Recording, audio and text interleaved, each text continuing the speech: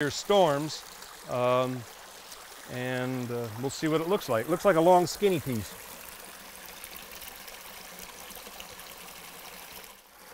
The reflection in the water is making it very hard on me right now.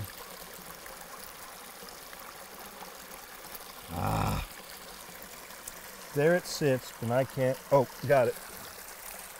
All right. There's a vein, a quartz vein in one place that I go to here that I have found pieces of what's called crystallized gold. It's the rarest form of gold there is. They have octahedral or octagonal crystals in it, where the gold actually chills fast enough that it forms crystals rather than chilling slowly. And I've cleaned these with, obviously I've cleaned them with nitric acid to bring out the luster and make them as pretty as I can. I think there's some people that genuinely get gold fever, as per se, and I regard it almost like a disease, really. They get really obsessed with it, where they might even perform criminal acts to get their gold. After you find your first nugget, you go, well, I can't wait to find my first half ouncer. After you find your first half ouncer, you go, well, I want my full ouncer. And I'm working on a couple ouncer now. I haven't found anything over an ounce, yet. I'm trying to find a 2 ouncer someday. I would say the first word that comes to my mind is satisfaction. Satisfaction of finding it, outsmarting Mother Nature, pulling the riches right from the ground with the aid of a metal detector. When we return, we'll visit with Art Apodaca, who's been hunting the Sacramento Valley since the 1960s and found artifacts, jewelry, and valuable coins.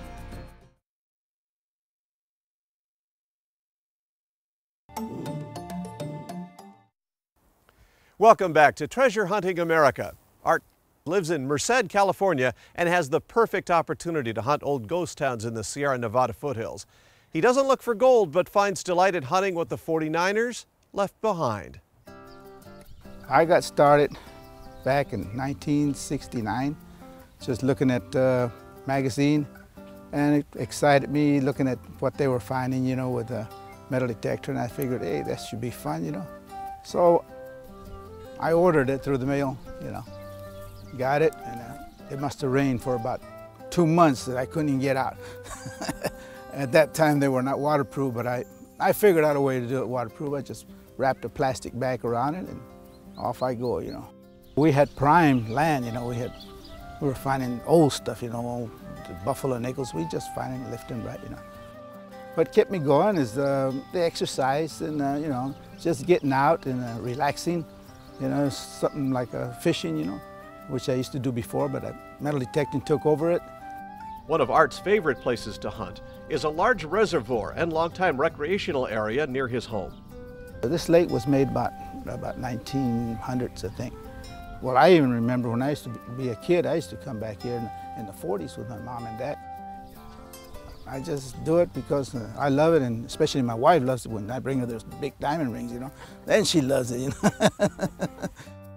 Once you're digging, and you're thinking, it could be a ring, could be, depends on the single that you got. If it's a big single, it could be something bigger, you're digging for big treasure.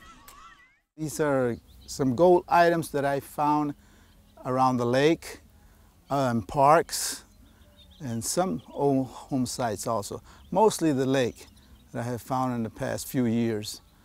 This is an old hammer I found in the Hornitas area. I was digging a single that I got, which was mostly come out square nails by a fence. I came into a big rock and I still was receiving a single. So I had to remove the big old boulder rock, but underneath it was the tack hammer. It's over 100 years old. These are silver rings that I have found also in the lake. The one on my thumb is my first silver ring that I have found, my first ring completely that I have found here at the lake. A detector becomes part of you. You're kind of sensing what it's doing. You could sense it was like another arm that you're down there, sensing what you find. And you can get real good at it, with a detector. Okay, you got a good single here. good single there. Let's see. Dig up here. Still down there.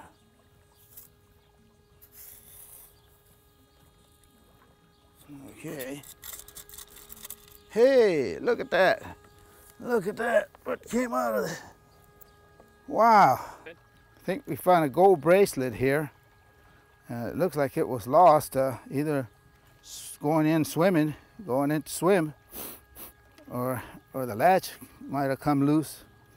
It wasn't too deep. It was about 3 or 4 inches down. Gave a good single, and it pinpointed pretty good. Just outside his home in the foothills of the Sierras, Art Apodaca has a wonderful opportunity to hunt old ghost towns. Hornitos at one time had about 20,000 people, I believe. Most of the treasures that are believed to be buried are around the area, you know, maybe around Bagby, Coulterville. I have found old tools, stuff like old coins. In Hornitos area, I have detected a lot. I have found gold also. Art is not going to give up treasure hunting anytime soon. He's still looking for that dream treasure. I have found gold, I have found silver, I have found artifacts. The gold coin is still out there waiting for me. Thanks for joining us for this episode of Treasure Hunting America. Be with us next time as we explore more stories of everyday treasure hunters around the country. Until next time, I'm Mark Hendricks. Happy hunting! Treasure Hunting America is sponsored by White's Electronics, manufacturers of the world's finest metal detectors. For over 50 years, White's has been building metal detectors in the USA for treasure hunters around the world. For more information, visit their website or call the number on your screen.